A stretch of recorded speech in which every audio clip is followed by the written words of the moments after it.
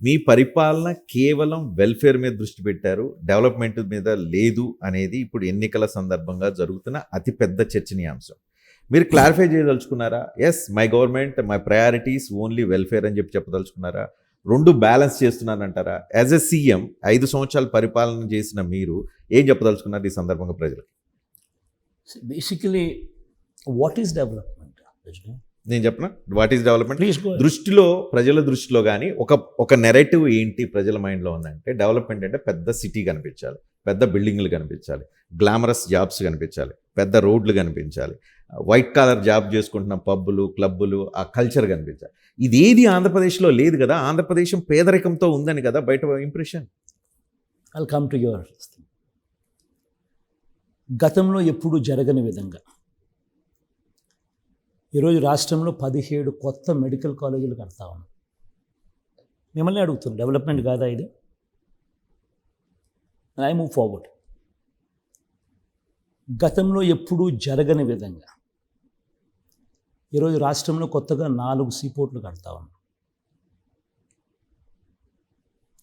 రాష్ట్రం స్వతంత్రం వచ్చినప్పటి నుంచి ఇప్పటిదాకా రాష్ట్రంలో 4 లొకేషన్లో 6 సీపోర్ట్లు ఉంటే, ఈరోజు ఈ 59 నెలల కాలంలోనే మరో కొత్త 4 సీపోర్ట్లు కడతా ఉన్నాం. వాయువేగంతో పనులు జరుగుతూ ఉన్నాయి. డెవలప్మెంట్ కాదా ఇది? కొత్తగా 10 ఫిషింగ్ హార్బర్లు కడతా ఉన్నాం. డెవలప్మెంట్ కాదా ఇది? కొత్తగా 6 ఫిష్ ల్యాండింగ్ సెంటర్లు కడతా ఉన్నాం. డెవలప్మెంట్ కాదా ఇది? కొత్తగా 3 ఇండస్ట్రియల్ కారిడార్స్ పరిగెత్తిస్తూ ఉన్నాం పనులు. 10 ఇండస్ట్రియల్ నోడ్స్ పరిగెత్తిస్తూ ఉన్నాం పనులు. ఎయిర్పోర్ట్ల విస్తరణ మొత్తం ఈ 59 నెలల కాలంలోనే జరిగింది, including Kurnool, including Kadapa. Bhogapuram international airport వాయువేగంతో ఈరోజు పనులు జరుగుతూ ఉన్నాయనంటే అది ఈ 59 మంత్స్లో. ఇవన్నీ ఒకవైపున కనిపిస్తూ ఉన్నాయి. As we speak of development, ఎంఎస్ఎంఈస్కు మన ప్రభుత్వం ఇచ్చినంతగా సపోర్టు, ఈ 59 మంత్స్లో వచ్చినంత సపోర్ట్ గతంలో ఎప్పుడు ఎక్కడ రావాలి. ఈజ్ ఆఫ్ డూయింగ్ బిజినెస్లో నెంబర్ 1 స్టేటస్ కన్సిస్టెంట్లీ ఆంధ్ర రాష్ట్రం మెయింటైన్ చేస్తూ ఉంది. ఇన్ఫ్యాక్ట్ ఈజ్ ఆఫ్ డూయింగ్ బిజినెస్లో మార్పులు చేశారు. ఆంట్రప్రీనియర్స్ అభిప్రాయం కూడా పరిగణలోకి తీసుకుంటా ఉంది. తీసుకున్న పిమ్మట కూడా we are number 1 in ease of doing business, which is never there before. And ఇవన్నీ ఒకవైపున జరుగుతూ ఉండగా రాష్ట్రంలో వచ్చిన పెట్టుబడులు గతం చంద్రబాబు నాయుడు గారి హయాంలో కేవలం 5 ఏళ్లలో 32,000 కోట్లు వస్తే, ఈరోజు మన హయాంలో 1,00,000 కోట్లు పైగా వచ్చినాయి. పారిశ్రామికవేత్తలు, గతంలో రాని పారిశ్రామికవేత్తలు, గతంలో ఆంధ్ర రాష్ట్రం ఇటువంటి పేర్లు విరని పారిశ్రామికవేత్తలు, బంగర్లు, బజాంకాలు,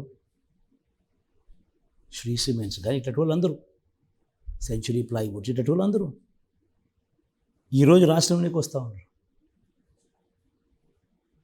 all this is happening now. ప్రతి గ్రామంలోనూ యూ హ్యావ్ సచివాలయం. అదే గ్రామంలో 4 అడుగులు ముందుకు వేస్తే you have a village clinic. అదే గ్రామంలో ఇంకో 4 అడుగులు ముందుకు వేస్తే you have an English medium, నాడు నేడుతో బాగుపడ్డ ఇంగ్లీష్ మీడియం స్కూల్. అదే గ్రామంలో ఇంకొక 4 అడుగులు వేస్తే you have an RBK, Rythu Bharosa కేంద్రం. అదే గ్రామంలో you will see fibre grid now with 3,000 నిర్మాణంలో ఉన్న డిజిటల్ లైబ్రరీలో. ఇవన్నీ కళ్ళ ఎదుటే కనిపిస్తూ ఉన్న డెవలప్మెంట్. ఎక్కడెక్కడో నేను మాట్లాడడం లేదు, ఏమేమో చెప్పడం లేదు. నేను చెప్పే ప్రతి మాట కళ్ళ ఎదుట కనిపించే డెవలప్మెంట్. మరి ఎందుకు చాలా మందికి ఎందుకు కల్పించడం లేదు? చూడాలని లేనప్పుడు కనిపించదు. పచ్చకామరులకు లోకమంతా పచ్చగానే కనిపిస్తుంది. ఆ మాదిరిగా చూడాలని లేనప్పుడు, స్పెషలీ మన కర్మ ఏందనంటే, ఇక్కడ యుద్ధం ఏం జరుగుతూ ఉందనంటే, వీళ్ళు పేరుకే మీడియా, వీళ్ళు associate partners of Chandrababu Naidu. అన్ఫార్చునేట్గా వీళ్ళకు మనం చేసే ఏ మంచి కనపడదు. పైగా అబద్ధాలు, వక్రీకరణలతో మనం చేసేదాన్ని కూడా డైల్యూట్ చేసి వేరే రకంగా ట్విస్ట్ చేసి రాసేవాళ్ళు వీళ్ళు. సో ఇటువంటి నెగటివ్ మీడియాతో యుద్ధం చేస్తూ ఉన్నప్పటికీ కూడా జరుగుతూ ఉన్న అభివృద్ధి అయితే ప్రతి చోట కనిపిస్తూనే ఉంటుంది. నేను ఒకటి చెప్తాను Rajani, what is sustainable development? ఈరోజు నేను ఒకటి చెప్తాను. నాడు నేడుతో బాగుపడ్డ స్కూళ్ళు, ఆ స్కూల్స్లో ఇంగ్లీష్ మీడియం, 3rd క్లాస్ నుంచి subject teacher concept, 3rd class నుంచే TOEFL as a period made available in schools. 6th క్లాస్కి వచ్చేసరికి every class room is digitised with IFP panel, digital బోధన 6th క్లాస్ నుంచి. 8th క్లాస్కి వచ్చేసరికి పిల్లల చేతుల్లో ట్యాబులు. గవర్నమెంట్ స్కూల్లో పిల్లలందరికీ బైలింగ్వల్ టెక్స్ట్ బుక్స్, అంటే ఒక పేజ్ తెలుగు, ఒక పేజ్ ఇంగ్లీష్. కళ్ళ ఎదుట కనిపిస్తూ ఉన్న డెవలప్మెంట్ ఇది. వీటికి తోడు తల్లులను ప్రోత్సహిస్తూ పిల్లలను బడులకు పంపేట్టుగా ఓ Ammavodi. It's a comprehensive plan. పెద్ద చదువులకు ఏ ఒక్కరూ కూడా దూరం కాకూడదని, పెద్ద చదువులకు పూర్తి fee reimbursement, Vidya Deevena, Vasathi Deevena. First time curriculum పిల్లల చదువుల గురించి ఇంతగా పట్టించుకొని, not only at this primary level but also at higher education లెవెల్లో కూడా కరికులంలో మ్యాండేటరీ ఇంటర్న్షిప్, కరికులంలో first time international universities, Harvard, MIT, Stanford, LSE, ఇటువంటి ప్రఖ్యాత యూనివర్సిటీకి సంబంధించిన కోర్సెస్ అవి ఆన్లైన్లో మన కరికులంలో, మన డిగ్రీస్లో అనుసంధానం. వీటి సర్టిఫికెట్స్ ఇచ్చేది వాళ్ళు. Just imagine 15 years down the line, ఈరోజు ఫస్ట్ క్లాస్లో చదువుతా ఉన్న పిల్లోడు 2025 IB ఫస్ట్ క్లాస్, 2035 ఆ తర్వాత every year IB keeps upgrading, 2026 second class, 2027 third class and so on and so forth. 2035కి వచ్చేసరికి ఆ పిల్లోడు 10th క్లాస్ IB రాస్తాడు, IB సర్టిఫికేషన్. దాని తర్వాత డిగ్రీలో జాయిన్ అవుతాడు. డిగ్రీలో 30% of his curriculum at least he will have courses certified by LSE, Harvard, MIT, Stanford. వీళ్ళ కోర్సులు నీ కరికులంలో భాగంగా వాళ్ళ సర్టిఫికెట్లో at least 30-40% he will be holding. Just imagine 15 ఏళ్ళ తర్వాత ఆ పిల్లాడు IB సర్టిఫికెట్తో, గవర్నమెంట్ స్కూల్ పేద పిల్లాడు, IB సర్టిఫికేట్తో వచ్చి 10th క్లాస్ పాస్ అయ్యి డిగ్రీకి వచ్చేసరికి 30-40% ఆఫ్ హిస్ కరికులంలో కోర్సెస్ ఆ రకమైన ఇంటర్నేషనల్ LSE, హార్వర్డ్, స్టాన్ఫోర్డ్ వంటి సర్టిఫికెట్లతో సర్టిఫై చేసిన కోర్సులు, డిగ్రీలతో ఉద్యోగం కోసం అప్లై చేస్తే can you imagine what kind of jobs you will get? This is called sustainable development. ఈరోజు ప్రతి పైసా మనం పిల్లాడి మీద, పాప మీద ఇన్వెస్ట్ చేస్తా ఉన్నాం. ఈ సీడు పెద్దదై ఒక వృక్షం అవుతే పేదరికం అనేది మటుమాయమైపోతుంది. That is called vision, that is sustainable development, that is called అభివృద్ధి. In spite of all these thing, ఇవన్నీ నేను చెప్పిన దానికి అన్నిటితో పాటు this is going to transform life. Okay, education system okay, మీరు చెప్పినవన్నీ రిఫ్లెక్ట్ అవుతున్నాయి, కనిపిస్తున్నాయి. ఇవన్నీ fruits next 4 years 5 years 6 years తర్వాత వీళ్ళందరూ బయటకు వస్తే మీరు అంటున్నట్లుగా వాళ్ళ జీవితాలు, వాళ్ళ కుటుంబ జీవితాలు మారే అవకాశం ఉంది. కానీ ఇమీడియట్గా ఈరోజు ఈ క్షణంలో నాకు కనిపించాల్సిన అభివృద్ధి కనిపించట్లేదని ఒక మిడిల్ క్లాస్ లెవెల్లో ఉన్నవాడు, ఉద్యోగాలు చేస్తున్నవాడు, వాళ్ళు అనుకునే పరిస్థితి కనిపిస్తుంది.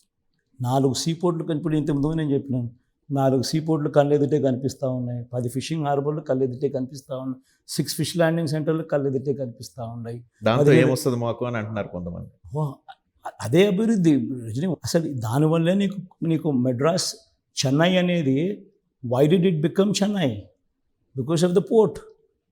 బాంబే అనేది, why did it become Bombay? Because of the port. ఈరోజు శ్రీకాకుళంలో పోర్టు కడతా ఉన్నాం. Srikakulam one day will become a Bombay because of the port. Jagan కట్టిన పోర్టు. రామాయపట్నంలో పోర్ట్ వస్తూ ఉంది, మచిలీపట్నంలో పోర్ట్ వస్తూ ఉంది. Machilipatnam will some day become another Bombay, Jagan కట్టిన పోర్టుతో.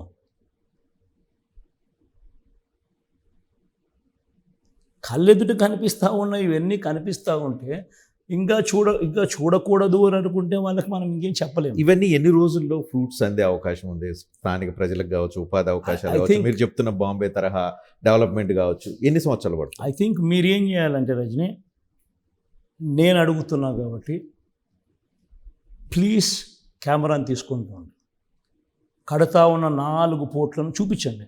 చూపించాం మేము ఆల్రెడీ, చూపించిన తర్వాత పర్సెప్షన్ కొంత ప్రజలకు చూపించండి, మారింది. ప్రజలకు చూపించండి. కడతా ఉన్న 4 పోర్ట్లు చూపించండి, కడతా ఉన్న 10 ఫిషింగ్ హార్బర్లు చూపించండి, కడతా ఉన్న ఇంటర్నేషనల్ ఎయిర్పోర్ట్ భోగాపురంలో కడతా ఉన్న ఎయిర్పోర్ట్ చూపించండి, విస్తరించిన ఎయిర్పోర్ట్లను కూడా చూపించండి. ఇవన్నీ కళ్ళ ఎదుటే కనిపిస్తూ ఉన్న అభివృద్ధి కార్యక్రమాలు.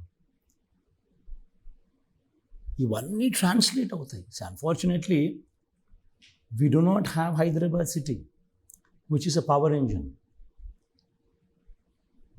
60% of the revenues, 60% of the revenues of Telangana come only from Hyderabad,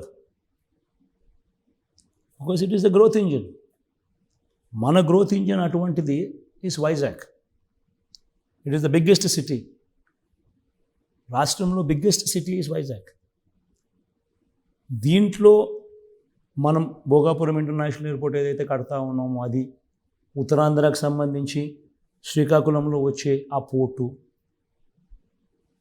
plus మనం విశాఖపట్నం మీద ఫోకస్ పెడుతూ మనం అక్కడే షిఫ్ట్ అయిపోయి విశాఖపట్నంలోకి మనం మకాం మార్చి ముఖ్యమంత్రి అక్కడే ఉండడం మొదలుపెట్టి, దాని మీద ఎప్పుడైతే అక్కడ ఫోకస్ వస్తుందో అప్పుడు 10 సంవత్సరాల తర్వాత మనకు తెలియకుండానే విశాఖపట్నంలో ఎంతో అభివృద్ధి జరిగి హైదరాబాద్కు, బెంగళూరుకు, చెన్నైకి కాంపిటీషన్లోకి వెళ్ళిపోతున్నది.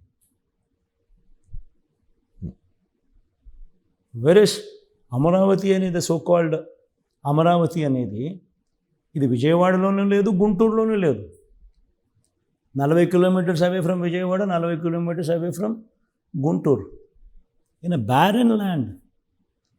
ఇందులో బేసిక్ ఇన్ఫ్రాస్ట్రక్చర్, రోడ్లు, వాటరు, ఎలక్ట్రిసిటీ, సీవేజ్, ఇటువంటి బేసిక్ ఇన్ఫ్రాస్ట్రక్చర్ కట్టడానికి, బిల్డింగుల గురించి నేను మాట్లాడడం లేదు, మిగతాటి చెప్తున్నా, బేసిక్ ఇన్ఫ్రాస్ట్రక్చర్ కట్టడానికే ఎకరాకు 2 కోట్లు అవుతుందని వీళ్ళే లెక్కలు కట్టి డిపిఆర్లు ఇచ్చారు. 50,000 ఎకరాలు అంటే ఇంటూ 2 కోట్లు అంటే 1,00,000 కోట్ల రూపాయలు. అది ఈరోజు 1,00,000 కోట్లు. ఇది ఈ 1,00,000 కోట్లు పెట్టేసరికి ఈ 15 ఏళ్ళు 20 ఏళ్ళు అవుతుంది. ఈ 15 ఏళ్ళకు 20 ఏళ్ళకు ఈ 1,00,000 కాస్త ఈ 15 లక్షల కోట్లు, 10 లక్షల కోట్లు, 15 లక్షల కోట్లు అవుతుంది. It's always going to be a dream chasing.